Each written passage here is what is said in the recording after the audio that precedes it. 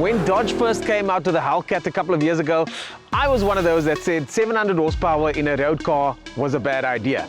A few years later, Jeep got hold of that same engine and stuck it in an SUV.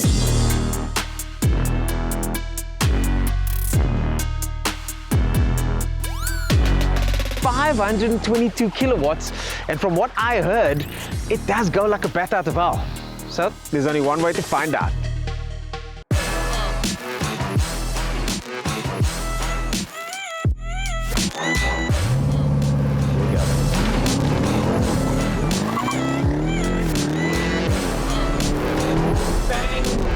Bang into the next gear. This is the 707 horsepower or 522 kilowatt V8 supercharged engine. And you know it's supercharged because you roll the windows down, it tells you.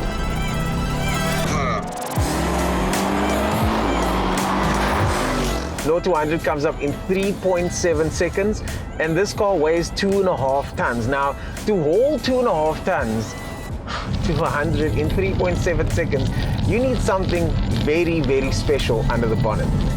It's got the same 8-speed gearbox as most modern performance cars nowadays, but this one seems to bang on a lot harder onto those gears. It's as if when you shift up, somebody is hitting the back of the car with a sledgehammer and you're just catapulted forward into the next gear, into the next gear, and into the next.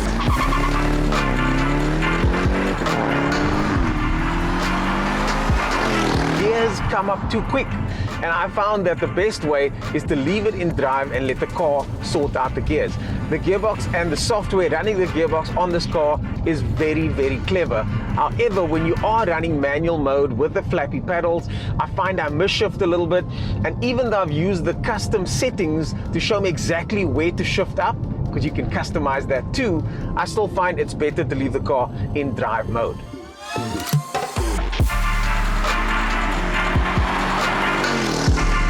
So what about the handling? Again, 2.5 tons, what are you gonna do? But because it doesn't have air suspension like some of its competitors, this one does handle like a normal car, and about as good as one can expect a car like this. The laws of physics still apply though, but thanks to those Pirelli tires, you can cover ground very quickly.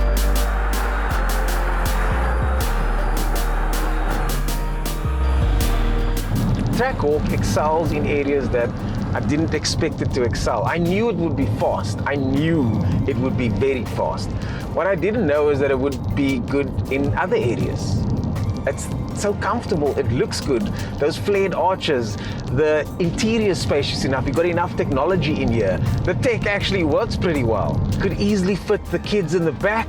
They've got TVs at the back to keep them company.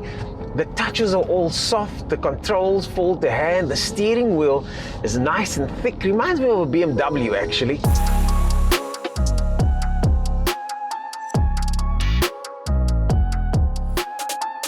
And if I didn't know any better, I would think that this is a normal Jeep Grand Cherokee and we're just cruising around in the neighborhood. It's really, really nice to drive in these conditions. It's really comfortable in these conditions too.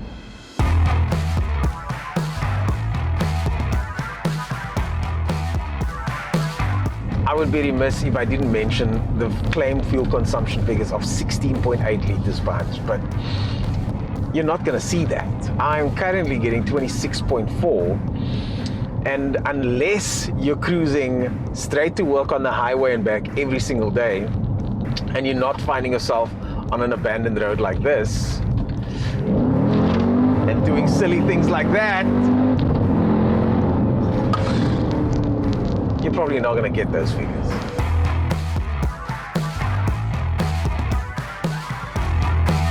Hellcat is so fast, I can't get the bug splatter off the front of this car, and the flies seem to be having a bit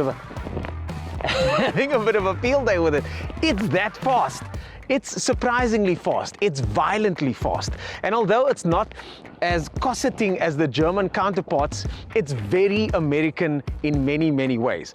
And if that's the kind of car that you're after, a brutish American car that's one of the most powerful in its class, Hellcat SUV is what you're after.